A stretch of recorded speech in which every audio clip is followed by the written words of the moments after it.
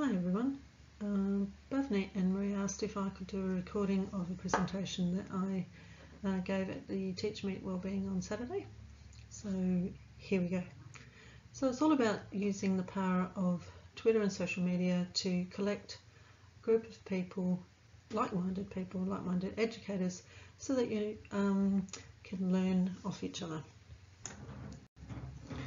So why Twitter? Twitter is an excellent forum for sharing ideas with people and getting ideas from other people. It's a perfect forum for finding out lots of information in education. Most of the professional learning and information that I've got over the last 3 or 4 years has been through Twitter. Normally you would go to venues like this and network and get to talk to people. Twitter is pretty much the same.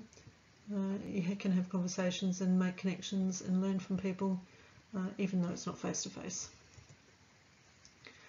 One of the most powerful things about it is that your professional learning network doesn't have to be limited to the people at your school or in your community or in your country. You can actually get a learning network that is global and follow global trends and learn from other people, other amazing educators.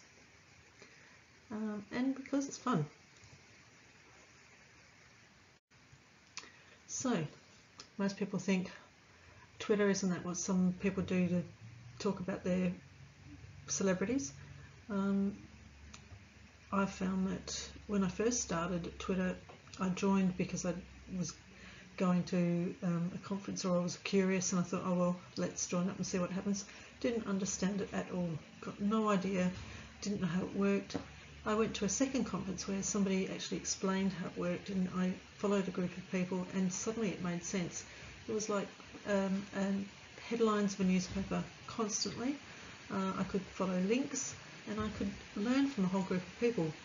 So I thought, well, maybe other people don't know what it means either, so I thought I'd give you a brief rundown. So this is a tweet, and you can actually see that up the top here we've got my username with the @ symbol. So this tweet belongs to me. There's a little picture of me, and you've also got a hashtag.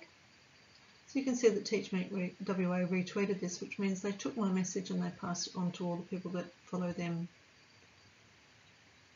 Tweets are only 140 characters long, so sometimes you have to be really clever at getting your message across succinctly, because it's also really good to leave about 20 characters so that another person can retweet your message without having to change it. So this was advertising the TeachMeet Wellbeing, and you can see that we've actually got a hashtag, and I forwarded it. That's basically notified that the TeachMeet people that I was actually doing it, and then in the hope that they would retweet it.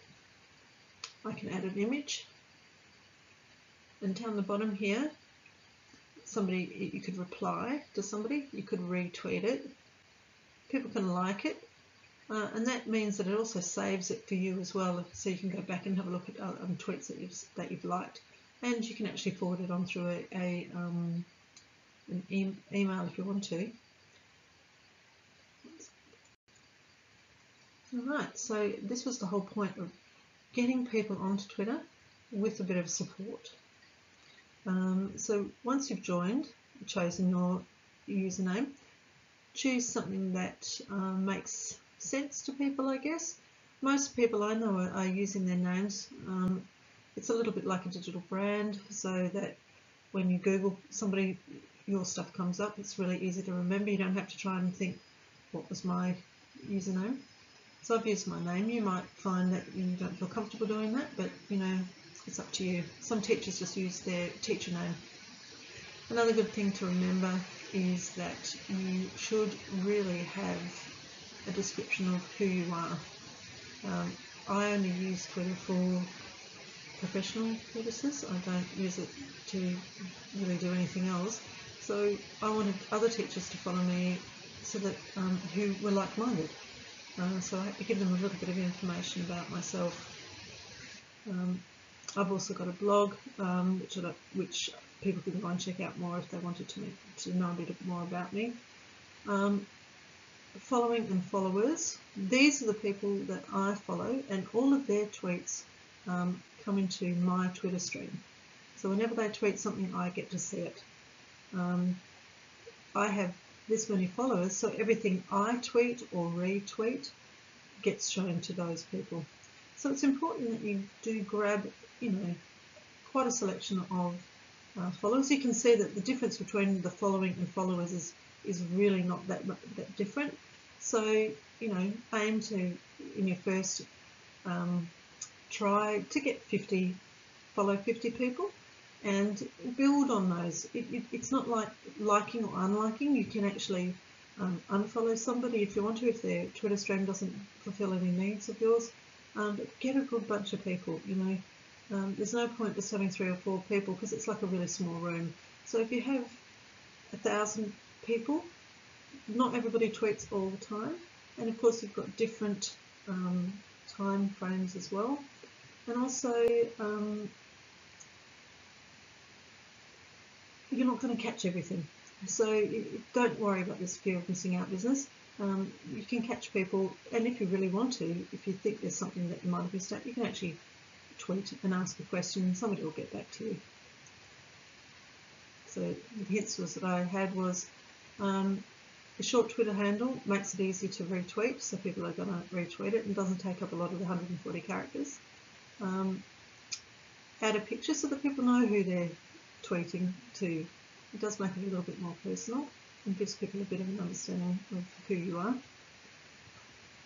And write a bio, so let people know a little bit about who you are.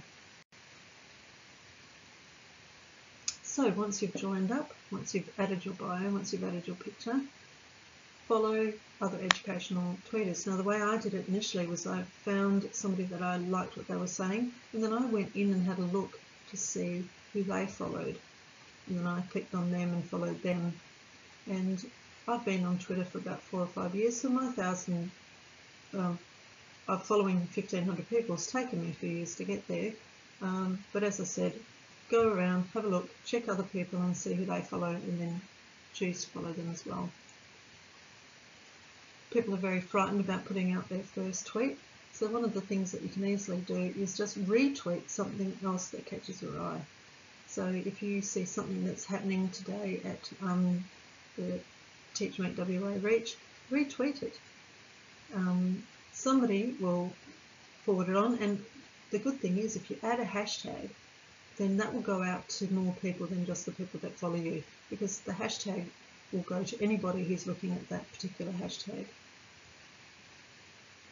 Once you feel comfortable and have decided that you're willing to write a tweet, try and do it fairly regularly. Get into the habit of sharing something. You might have a web address that you think is really good. You might have an idea that you've come across that you think is really good. You might have something to share from your classroom.